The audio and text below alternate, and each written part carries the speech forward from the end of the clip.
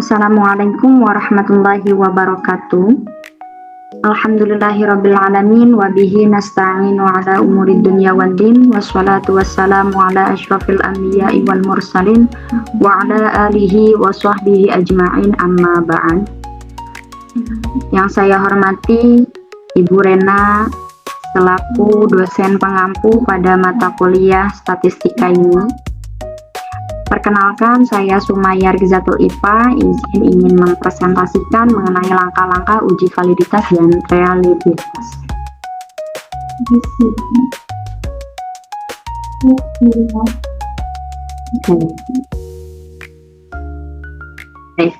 Di sini untuk langkah pertamanya ialah kita tentukan terlebih dahulu data yang akan kita uji validitas dan reliabilitasnya. Nah, sesuai dengan perintah dari petugas UAS ini sendiri, bahwasannya terdapat 30 responden dan 6 pernyataan atau 6 soal. Selanjutnya, saya akan menerangkan mengenai uji validitas ini sendiri. Apabila nilai R hitung lebih besar dari R tabel, maka pernyataan valid. Namun, apabila nilai R hitung lebih kecil dari R tabel, maka pernyataan tidak valid. Untuk uji reliabilitas, apabila nilai Cronbach alpha lebih besar dari 60, maka reliable. Namun, apabila nilai Cronbach alpha lebih kecil dari 60, maka dinyatakan tidak reliable. Baik, langsung saja kita ke praktek pengujian validitas dan reliabilitas. Nah, yang akan kita cari terlebih dahulu ialah nilai correlation-nya. Nilai correlation itu cara mencarinya sama dengan correl. Yang diminta ialah mencari array 1.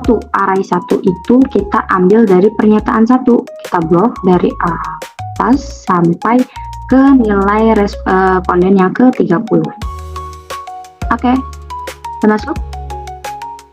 Nah, titik 2 dipintalah untuk array 2. Array 2 itu kita ambil dari total score di sini.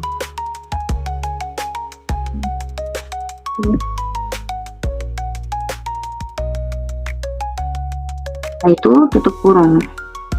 Namun ada catatannya.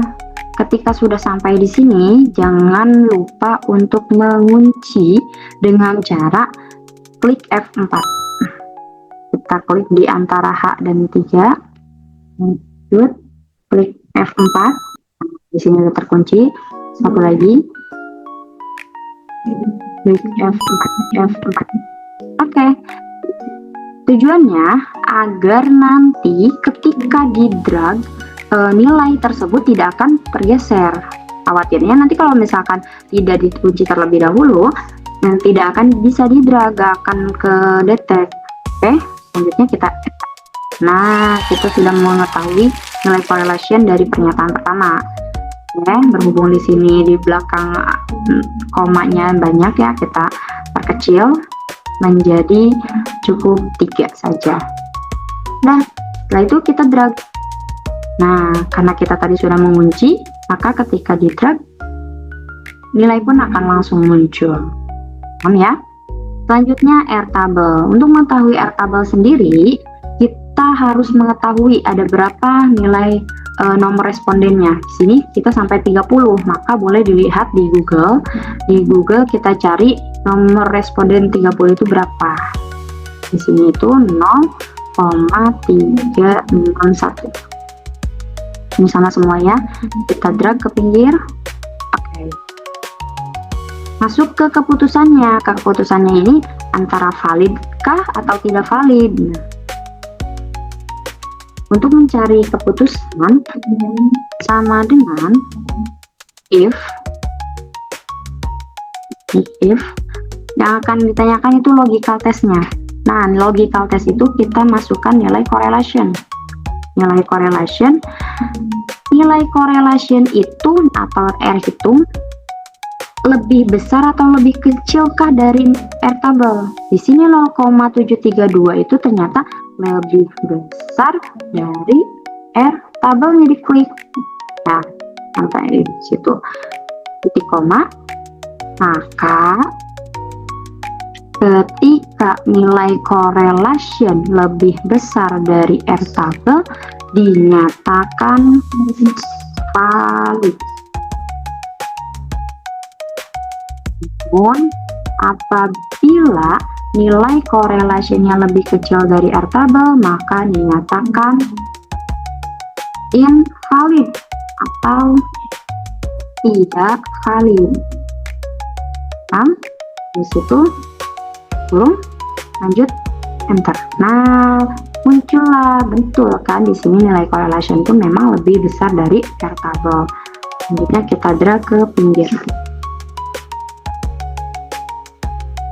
Nah, di sini nih ada yang invalidnya. Invalidnya itu di kolom keempat, bahwasannya nilai correlationnya itu 0,341 memang lebih kecil dari R tabel. Ya, paham sampai situ untuk validitas. Selanjutnya masuk ke reliabilitas. Di reliabilitas yang kita cari pertama ada varian. Varian, cara mencarinya sama dengan var. Kita klik number one, kita blok dari pernyataan satu. Pernyataan satu. Dari pernyataan satu, wah, ini kita perkecil dulu jadi 3. Nah, selanjutnya kita drag ke pinggir. Ini hasilnya udah ada. Untuk kolom yang ini kita isi dengan jumlah total dari skor ini. Caranya sama dengan kita blok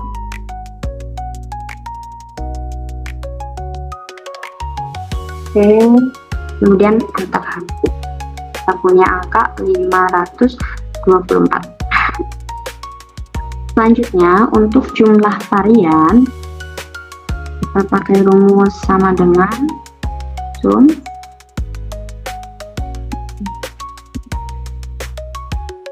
kita kurung masukkan jumlah varian. Blok jadi.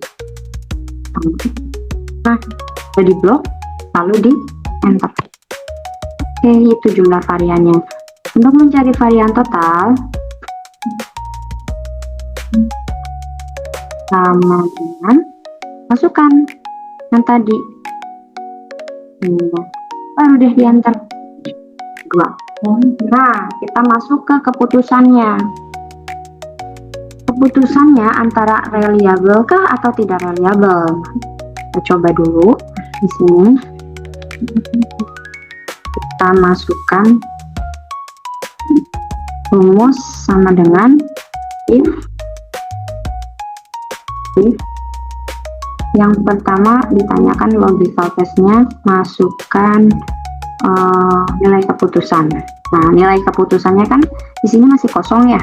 Memang sengaja kita coba dulu, uji dulu reliable-nya. Ketika nilai keputusan lebih kecil dari 0,60,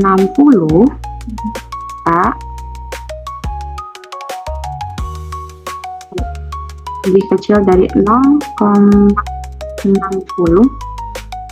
maka dinyatakan tidak reliable.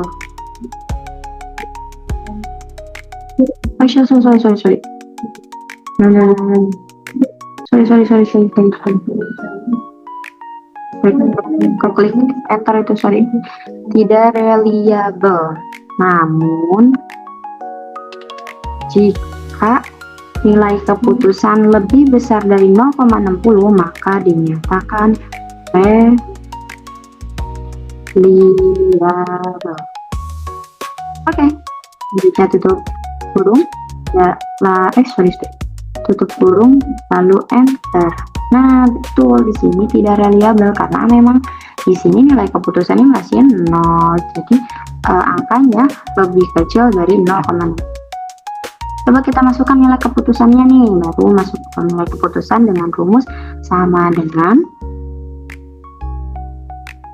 buka kurung jumlah soal. Tadi jumlah pernyataannya itu kan 1, 2, 3, 4, 5, 6. Jadi kita tulis 6 dibagi N kurang 1.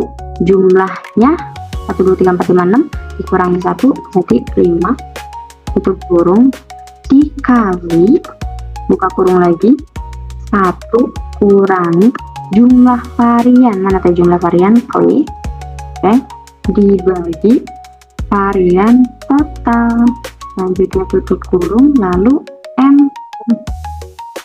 Nah, di sini kita punya angka 1,188. Ketika nilai keputusan lebih besar dari 0,60, maka dinyatakan reliable. Itulah tadi penjelasan mengenai langkah-langkah uji validitas dan reliabilitas. Mungkin itu yang dapat saya jelaskan. Semoga bermanfaat bagi teman-teman sekalian. Wassalamualaikum warahmatullahi wabarakatuh.